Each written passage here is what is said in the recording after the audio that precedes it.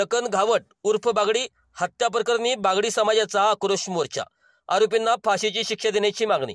जयसिंगपूर शहरातील लखन सुरेश घावट उर्फ बागडी वय वर्ष 35 या तरुणाची डोक्यात दगड घालून निर्गुण हत्या करण्यात आल्यानंतर शहरात संतापाची लाट उसळली आहे।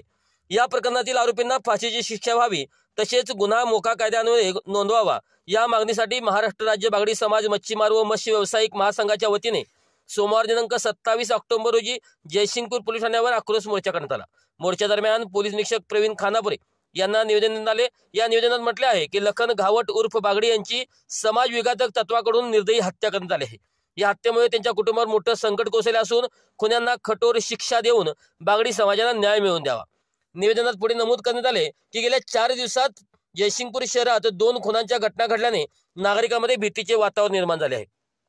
समाज विघातक तत्वांनी शहरातील शांततेत व्यत्यय आणला असून पोलिसांनी या घटनाकडे गांभीर्याने लक्ष देऊन आरोपीवर मोका कायद्यान्वये कारवाई करावी अशी मागणी या ठिकाणी करण्यात आली।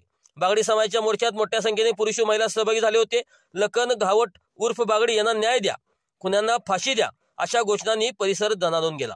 मोर्चाच्या माध्यमातून समाजाने आपला तीव्र निषेध नोंदवत न्यायासाठीचा लढा सुरू असल्याचा इशारा दिला। अशाच बातम्यांसाठी आमच्यासोबत कनेक्ट रहा। चांग भलं न्यूजला लाईक करा, शेअर करा, सबस्क्राईब करा व कमेंट्स करायला विसरू नका।